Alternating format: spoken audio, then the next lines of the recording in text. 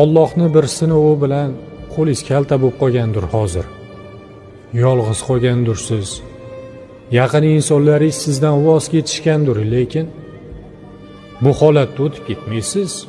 Vaqt kelib shunaqangi kun keladiki, sizdan ketgan insonlar albatta ortiga qaytib kelishadi.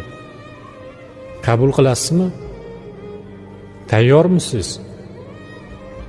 Lekin avvalgidek ishonmang u insonlarga, xo'pmi? O'sha vaqtida sinalganingiz esingizda bo'lsin.